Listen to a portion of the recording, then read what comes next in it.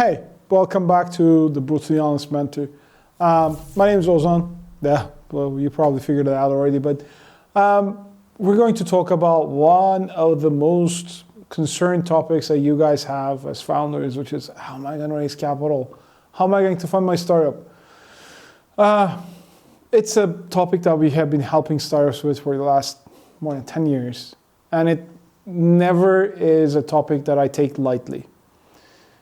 Before diving into the nitty-gritty of the topic, let me be clear about one thing. If you're a startup founder, you need to understand that you don't need to fundraise. You can have a great business, you can have a lot of people working for you, you can have a great product and service.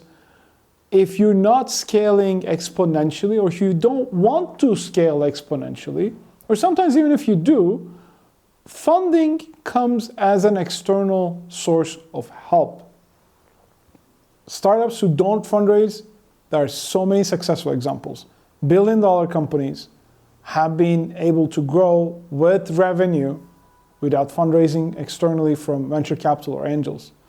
On the other hand, before the crisis hits, before the economic recession, that we're not calling it yet an economic recession, that started in the US, spread around the globe with the increasing of inflation, funding rounds have been much harder to get. So even before that, a lot of people started thinking, oh, I'm going to have a 20-slide deck, there's so much money available, I'm going to go and fundraise, and I'll see if it works. There was a time, and I'm not going to joke about it as much, but there was a time where actually people in Silicon Valley, in San Francisco, could raise a lot of money with almost nothing. Those days are gone. The amount of capital coming into the startups have been falling. The amount of fundraising availability for early stage companies without revenue, without product, is falling. So if you're a startup, and if you think you need money to create a company, think again. This is not the right time maybe for you to start a business. Be more safe if you believe the only way you can create value is through other people's money, because you're going to have a really hard time doing that. So, but if not, let's say you have a product, you have some customers, early traction, you have built a good team, you're completely dedicated. So let's talk about how you can start thinking about fundraising. First and foremost will come the angel investors. As an angel investor myself, who hasn't got a return on investment yet, but I still have some teams that I really trust, put my faith in, I can tell you that it's not an easy job to attract angels in this economic environment. Angel investors are individuals. They're not part of a large company. They don't fundraise from others. It's their own hard-earned cash. They give money to early stage entrepreneurs. And it's not money that they don't expect back. It is money that they truly want to get back. So it's not charity. It's not, oh, this guy is rich, that this woman is rich, she can afford giving me $20,000. Don't ever think about that. It's my money. I earned it however I earned it. Maybe I'm a founder, I sold my company. Maybe I'm a great corporate entrepreneur or corporate person that was paid a lot of money. Or maybe I had inherited from my family. Doesn't matter. It's not your problem. It's my problem. It's my money. And if I'm going to give it to you, you need to be very honest about your expectations, and we need to meet in those expectations. So angel investors have 3 to 4 motivations. One is fun. No kidding. They want to learn from the founders. They want to experience the journey with the founder. They don't want to just put the money in and disappear as if it's a bank. No, they will be very active and they'll be enjoying this learning experience through your pain in a way. The other one is like fame. Some people will call themselves as angel investors for whatever reasons, for publicity reasons, to satisfy their ego, or just to show off, maybe use that title of an angel investor for other businesses. Doesn't matter. Some just want to brag about being an angel investor. I wouldn't try to fundraise from those people necessarily. And the last piece is give back. It is true that they are very interested in financial returns, and financial returns is something they'll be looking for.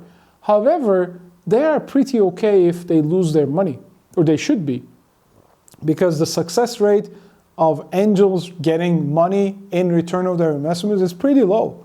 So they should be smart enough to accept that risk, but also should be willing to commit to help you move forward because somebody else helped them move forward. So giving back as a way of supporting something they're interested in, supporting a young entrepreneur or a fellow founder is something they'll be motivated with. Yes, of course, the financial motivation always there.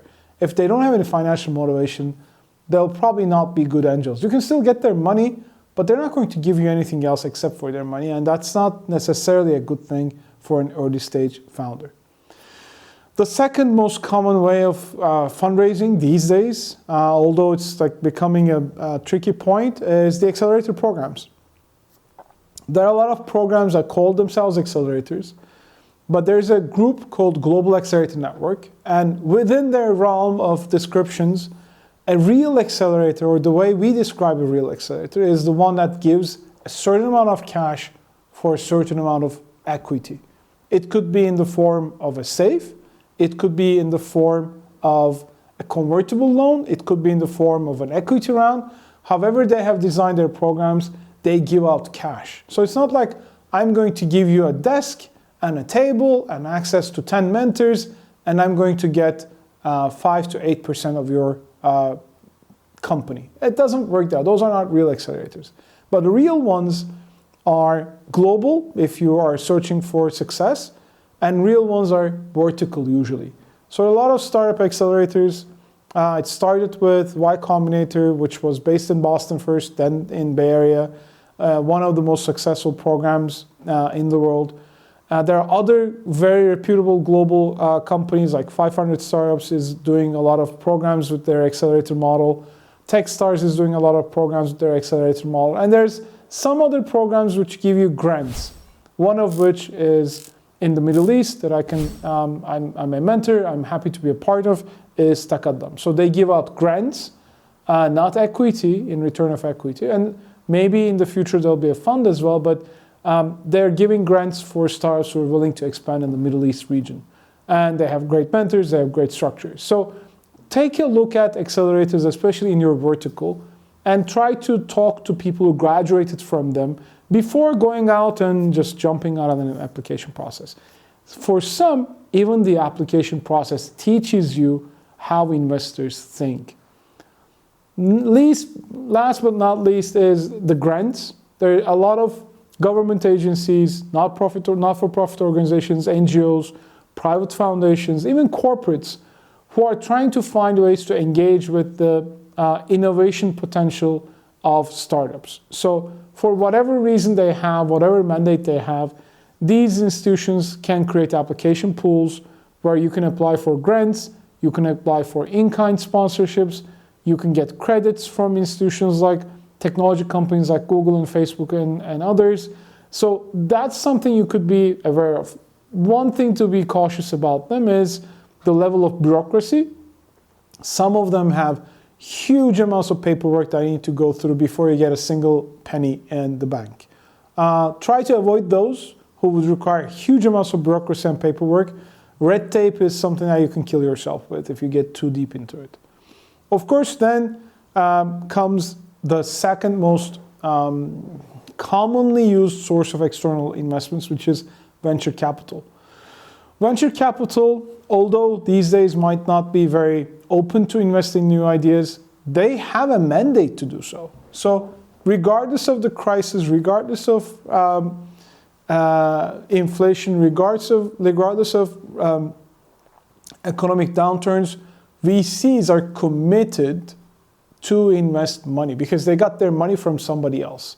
Large companies, family funds, retirement systems, or large institutions and economic development agencies. So venture capital partners get the money from somebody else and have a mandate to fulfill, which is one of which is like investing a certain amount of money in a certain amount of time. their expectations are a lot difficult and to figure out. They're much easier to figure out, but much difficult to align with for some founders, which is in every investment they make, they need to make sure it can give a 10 times more return than the original money they put in. And maybe we'll cover that in another separate video, but when you're engaging with VCs, realize that financial driven decision making is a key for venture capitalists. They're not going to invest for fame, they're not going to invest for fun, they're not going to invest to give back. They are going to invest to get their money back. Lesser stressful kind of occasion that you can start thinking about fundraising is crowdfunding.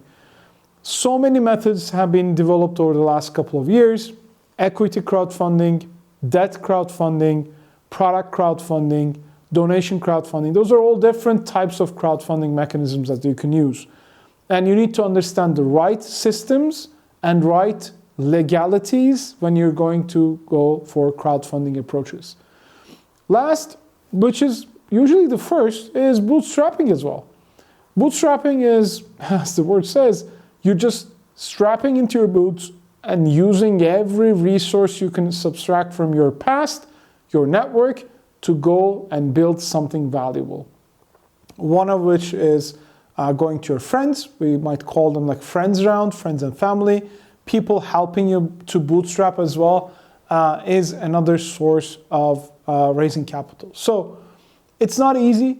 It's never been easy. At some point it was easy here, we should call, between 2012 and 2019, 2020. Before the pandemic, it was easy. During the pandemic, a lot of people invested in new technologies because the pandemic changed the way of life in work and teaching and education and in communication. So lots of startups fundraised during that period. But now these days is a little bit more tricky. Whether you have chosen angels or VCs or bootstrapping or crowdfunding or accelerator models, you have to be ready. Fundraising is not an easy thing. It will take a lot of a founder's time. It will take 3 to 6 months to close a series round. And that time period is going to be very exhausting for whoever is going to be responsible. You cannot switch the baton in the middle of the fundraising effort. If a founder is focused on fundraising, that founder is not doing anything else, almost nothing else. So that function the founder is doing should have to be filled with somebody else, which is difficult because you don't have the resources, which is the classical chicken and the egg problem. You need more resources to do more work. You need more work to do more resources, and it just keeps on perpetuating until the moment where you convince somebody, an angel, a friend, or an accelerator to get you in, or better, if you get your revenue, if you get your traction, and you can convince a VC. But until that point, it's going to be an exhaustion. Last thing, most founders are not thinking through. When you get external people money, you commit to work harder, you commit to sell your company at a certain stage in the future. Otherwise, you can't give the money back to your investors. Most investors, especially VCs, do not care about you building a profitable company so that they get dividends. They would like you to create a growing company, hopefully profitably, but they're not going to get their money from dividend revenue, from a share of your equity. They're not banks. They will want you to sell your company at 10 times more to a valuation where they can get their money back. It's a different business model. Angels are a little bit more different, but again, they don't care about building profitable companies. They probably have enough revenues or have accumulated enough wealth not to worry about profits. And if they do, they could just put their money in a stock exchange where they know some companies who are profitable. So they're investing in this risky endeavor and hoping to get some more additional exposure and get more multiples in their money. So they're not going to be pleased with a profitable company that's not growing as well. So you have to make peace with the fact that you need to sell your company if you fundraise from externals. And this is something you need to talk with your partners, with your founders, with the rest of the team, with everybody that is involved in the business. It's been too long of a video maybe, but it's very, very critical. So, but that's it. We have a lot of things to hear from you probably. This is a very contentious topic,